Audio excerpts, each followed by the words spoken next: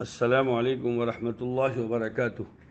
علامہ البیان کے شرکاء اور ساتھی، دروس سیرت کا سلسلہ جاری ہے الحمدللہ، اور ہم معراج نبوی صلی اللہ علیہ وسلم کو بیان کر رہے ہیں۔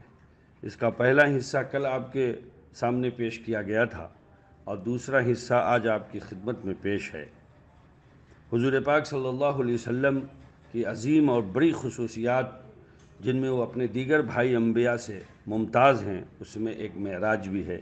اس لیے بندے نے یہ مناسب سمجھا کہ اس پر کچھ تفصیلی روشنی ڈالی جائے، لیکن تفصیلی روشنی کی شکل میں کئی سبق ہو جائیں گے، کئی اسباق ہو جائیں گے۔ میں نے معراج کے واقعے کو 3 سبقوں میں رکھا ہے، آج اس کا دوسرا سبق ہے۔ حضرت عبداللہ ابن عباس کا بیان ہے کہ شب معراج بعض ایسے انبیاء پر آپ صلی اللہ علیہ وسلم کا گزر ہوا جن کے ساتھ بڑا مجمع تھا، اور ایسوں کو بھی آپ نے دیکھا جن کے پیروکار قلیل التعداد تھے، اور ایسے نبی بھی نظر آئے جن کی کسی نے پیروی اختیار نہیں کی تھی۔ ایک مقام پر پہنچ کر جبرائیل علیہ السلام نے آپ سے کہا کہ یہاں اتر کر نماز پڑھیے۔ حضرت صلی اللہ علیہ وسلم فرماتے ہیں کہ میں نے اتر کر نماز ادا کی۔ جبرائیل بولے کہ آپ کو معلوم ہے یہ کون سی جگہ ہے؟ اس کے بعد خود ہی کہنے لگے کہ آپ نے مدینہ طیبہ یعنی میں نماز پڑھی ہے، جو آپ کا دار الہجرت ہوگا۔ پھر میں سوار ہوا اور کچھ مسافت طے کرنے کے بعد جبرائیل علیہ السلام نے کہا کہ اتریے اور نماز پڑھیے۔ میں نے اتر کر نماز پڑھی۔ جبرائیل علیہ السلام نے فرمایا کہ یہ طور سینا ہے، جہاں خداوند قدوس نے حضرت موسیٰ علیہ السلام سے کلام فرمایا تھا۔ پھر سوار ہوئے آگے بڑھے تو جبرائیل علیہ السلام نے کہا کہ اتریے اور نماز پڑھیے۔ میں نے اتر کر نماز پڑھی۔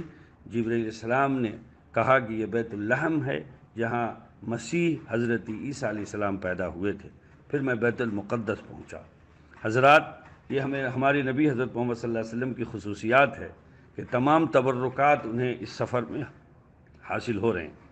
حضرت انس سے مروی ہے، مسلم شریف کی روایت ہے کہ رسول اللہ صلی اللہ علیہ وسلم نے فرمایا کہ بیت المقدس پہنچ کر میں نے براق کو اس حلقے سے باندھ دیا جس سے انبیاء علیہم الصلاۃ و تسلیمات اپنی سواریاں باندھا کرتے تھے۔ سرکار دو عالم صلی اللہ علیہ وسلم بیت المقدس پہنچ کر جہاں آج باب محمد صلی اللہ علیہ وسلم ہے اس جگہ اترے، وہاں مسجد کے صحن میں تشریف فرما ہوئے۔ وہاں ایک کثیر مجمع موجود تھا، یہ ملائکہ انبیاء علیہم الصلاۃ والسلام تھے۔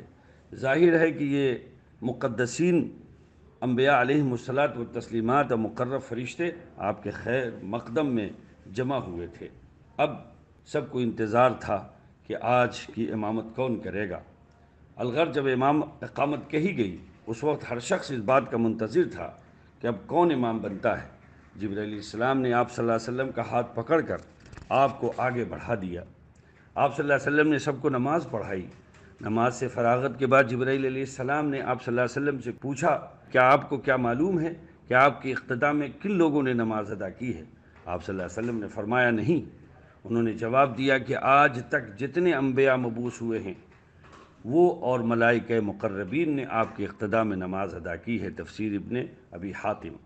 نماز کے بعد ملائکہ نے جبرائیل علیہ السلام سے استفسار کیا کہ آپ کے ہمراہ کون بزرگ ہیں؟ انہوں نے جواب دیا کہ سید المرسلین خاتم النبیین ہیں۔ ملائکہ نے کہا رب العالمین کی طرف سے پیام بھیجا گیا ہے؟ جبرائیل علیہ السلام نے فرمایا کہ ہاں۔ فرشتوں نے کہا اللہ ان پر تحیت نازل فرمائے، کہ بہت اچھے بھائی اور بہترین خلیفۃ اللہ ہیں۔ بیہقی عن ابی سعید الخدری رضی اللہ عنہ۔ جب سرکار دو عالم صلی اللہ علیہ وسلم تمام مصروفیتوں سے فارغ ہو کر مسجد اقصیٰ سے باہر نکلے تو پیاس نے غلبہ کیا۔ آپ نے پانی پینے کی خواہش ظاہر کی۔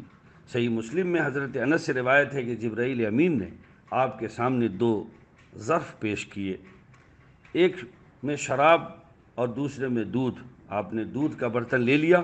جبرائیل علیہ السلام نے فرمایا کہ آپ نے فطرت صحیح دینی مسلک کو اختیار فرمایا۔ امام احمد کی حدیث میں ہے بروایت ابن عباس ایک ظرف دودھ کا اور ایک شہد کا مروی ہے، گو اس وقت تک اسلام میں شراب حرام نہ ہوئی تھی۔ خمر فطرت فاسدہ، سامان نشاط اور باعث سکر ہے، آپ نے ان کو پسند نہ کیا اور نظر انداز فرما دیا۔ البتہ دودھ جو فطرت صالحہ ہے پسند فرمایا۔ جس طرح دین روحانی غذا کا ذریعہ ہے، اسی طرح دودھ سے جسمانی غذا حاصل ہوتی ہے۔ گو غذائیں بھی بہت، مگر دودھ کو اوروں پر ترجیح ہے کہ یہ دونوں یعنی کھانے اور پینے کا کام دیتا ہے اور جسم جوہر کا مقوی ہے اور دودھ کے ساتھ جو شراب پیش کی گئی تو وہ ممکن ہے کہ جنت کی شراب طہور ہو۔ چنانچہ علامہ ابن حجر عسقلانی فرماتے ہیں کہ گو دودھ حلال اور شراب حرام تھی، تاہم ان دونوں میں سے ایک کو اختیار کرنے کا حکم دیا گیا۔ اس تفویض اختیار میں یا تو یہ حکمت تھی کہ شراب اس وقت تک نہ حرام ہوئی یا جنت سے آئی ہوگی، جنت کی شراب حرام نہیں ہے۔ امامت کے بعد حضرت صلی اللہ علیہ وسلم نے ارواح انبیاء سے ملاقات فرمائی۔ سب سے پہلے آپ کی ملاقات سیدنا حضرت آدم علیہ السلام سے ہوئی۔ آپ نے آدم علیہ السلام کو دیکھا، جبرائیل نے کہا یہ آپ کے باپ آدم علیہ السلام ہیں، ان کو سلام کیجیے۔ میں نے سلام کیا، انہوں نے اس کا جواب دیا اور کہا کہ اے فرزند صالح، اے نبی صالح، مرحبا۔ اس کے بعد میرے لیے دعائے خیر کی۔ میں نے دیکھا کہ آدم علیہ السلام کے دائیں اور بائیں ان کی اولادوں کی روحیں ہیں، اس میں سے دائیں طرف والے جنتی اور بائیں طرف والے دوزخی ہیں، اس لیے آپ دائیں طرف دیکھ کر ہنستے ہیں اور بائیں طرف دیکھ کر روتے ہیں۔ بخاری ان ابن شہاب ان انس ان ابی ذر رضی اللہ عنہ۔ بہرحال حضرات، حضور پاک صلی اللہ علیہ وسلم کو اللہ تبارک و تعالیٰ نے اس معراج میں بہت سی چیزیں دکھائی، جس کا ذکر کل بھی آپ کے سامنے آیا تھا۔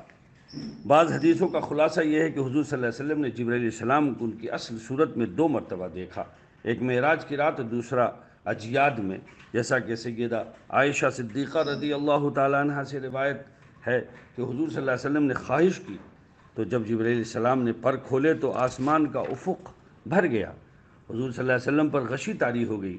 جبرائیل فوراً آئے اور حضور کو سنبھالا تو حضور ہوش میں آئے اور فرمایا کہ ماشاءاللہ جبرائیل، تم کو اللہ تعالیٰ نے بہت سے پر دیے ہیں، تم سے بڑے کوئی فرشتے ہیں؟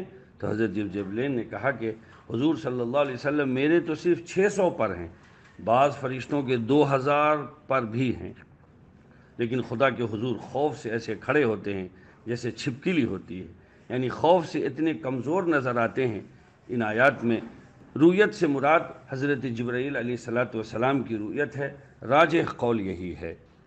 شب معراج میں حضور پاک صلی اللہ علیہ وسلم کو جو اور بہت سی چیزیں اللہ تبارک و تعالیٰ کی طرف سے حاصل ہوئیں وہ بھی بہت اہم ہیں۔ حضور پاک صلی اللہ علیہ وسلم کو دوسرے آسمان پر سیدنا حضرت یحییٰ اور عیسیٰ علیہ السلام سے ملاقات ہوئی، تیسرے پر حضرت یوسف علیہ السلام نے آپ کو خوش آمدید کہا، اسی طریقے سے چوتھے آسمان پر آپ کو سیدنا حضرت ادریس علیہ السلام سے ملاقات ہوئی، اسی طرح 5ویں آسمان پر حضرت ہارون علیہ السلام نے آپ کو مرحبا کہہ کر استقبال کیا، اور 6ٹھے آسمان پر موسیٰ علیہ السلام کو آپ نے پایا۔ اسی طریقے سے اس کے بعد سفر حسب دستور جاری و ساری رہا۔ آپ جب 7ویں آسمان پر گئے، ابراہیم علیہ السلام کو دیکھا، جبرائیل علیہ السلام نے کہا یہ آپ کے جد امجد ہیں، ان کو سلام کیجئے۔ میں نے سلام کیا، انہوں نے سلام کا جواب دیا اور کہا مرحبا اے فرزند صالح، اے ابن صالح۔ نبی صلی اللہ علیہ وسلم فرماتے ہیں کہ میں نے ابراہیم علیہ السلام کو دیکھا تو دیکھتا ہوں کہ میں ان کا ہم شکل فرزند ہوں۔ اس وقت ابراہیم علیہ السلام بیت المعمور کا سہارا لیے ہوئے تھے۔ مجھے بتایا گیا کہ بیت المعمور میں ہر روز 70,000 فرشتے داخل ہوتے ہیں جو پھر دوبارہ نہیں آتے۔ اسی طرح حضرت انس سے دوسری روایت میں ہے کہ بیت المعمور میں ہر روز 70,000 فرشتے نماز پڑھتے ہیں، اور جب جاتے ہیں تو پھر دوبارہ نہیں آتے۔ آپ صلی اللہ علیہ وسلم فرماتے ہیں کہ میں نے دیکھا کہ ابراہیم علیہ السلام بہت حسین ہیں، اور ان کے ساتھ ان کی قوم کے کچھ لوگ ہیں، اور میری امت کے بھی 2 طبقے موجود ہیں، ایک وہ جن کے سفید اجلے لباس ہیں، اور دوسرے وہ جن کے کپڑے میلے کچیلے ہیں۔ میں بیت المعمور گیا اور اجلے لباس والے میرے ساتھ گئے اور دوسرے روک دیے گئے۔ حضرت عبداللہ ابن مسعود سے مروی ہے کہ شاف محشر علیہ السلام نے فرمایا کہ شب معراج ابراہیم خلیل اللہ نے مجھ سے کہا کہ اے محمد صلی اللہ علیہ وسلم، اپنی امت کو میری طرف سے سلام کہنا اور ان کو اطلاع دینا کہ جنت کی مٹی پاکیزہ اور اس کا پانی شیریں ہے، بہشت ایک وسیع چٹیل میدان ہے، سبحان اللہ والحمد للہ ولا الہ الا اللہ واللہ اکبر پڑھنا، اس میں درخت لگانا ہے۔ یہ ترمذی کی روایت ہے۔ بہرحال بھائیو، اللہ تبارک و تعالیٰ نے حضرت محمد صلی اللہ علیہ وسلم کو معراج میں جو تحفے دیے اس کے بارے میں ابو القاسم رفیق دلاوری صاحب مسلم و ترمذی سے نقل کیا ہے کہ اس موقع پر حضور پاک صلی اللہ علیہ وسلم کو نمازوں کے علاوہ 2 مزید تحفے دیے گئے۔ اس میں ایک تو سورہ بقرہ کی آخری آیتیں، اور دوسرے ان مسلمانوں کی بخشش جو اللہ وحدہ لا شریک کی ذات و صفات میں کسی کو شریک نہیں ٹھہراتے۔ چنانچہ عبداللہ ابن مسعود کا بیان ہے کہ رسول اللہ صلی اللہ علیہ وسلم کو شب معراج میں 3 چیزیں عطا ہوئیں: نماز پنجگانہ، سورہ بقرہ کی آخری آیتیں، اور آپ کی امت میں سے ان لوگوں کے گناہ کبیرہ کی بخشش جو خدا تعالیٰ کے ساتھ کسی کو شریک نہیں ٹھہراتے۔ بھائیو، جو لوگ اللہ تعالیٰ کے ساتھ کسی کو شریک نہیں ٹھہراتے، ان کی تعداد ہر زمانے میں 70,000 ہوتی ہے، اور یہ 70,000 وہ لوگ ہوتے ہیں جو داغ نہیں لگاتے، جو جھاڑ پھونک نہیں کرواتے، شگون نہیں کر لیتے، اور اپنے رب پر توکل کرتے ہیں، یعنی شرک و بدعات سے بچتے ہیں۔ سبق کا اختتام ہو رہا ہے۔ میں اس حدیث پر اور اس واقعے پر آج کے درس کو ختم کرتا ہوں کہ آج ہم موحد اور مسلمان ہونے کا دعویٰ بھائیوں ضرور کرتے ہیں، لیکن ہمارے عقائد بہت کمزور ہیں۔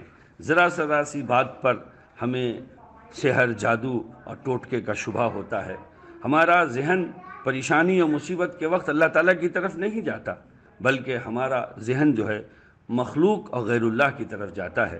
چنانچہ بندہ ناچیز آپ سے بڑی ذمہ داری سے کہتا ہے کہ خاص طور سے اس مرض میں ہماری خواتین مبتلا ہیں کہ وہ ذرا سی بات پر اللہ کو چھوڑ کر غیر اللہ کی طرف ان کا ذہن جاتا ہے کہ کسی نے نظر لگا دی ہوگی، کسی نے ٹوٹکا کر دیا ہوگا، اب صاحب کیا کہنا، پھر گھوم رہے ہیں، پھر رہے ہیں۔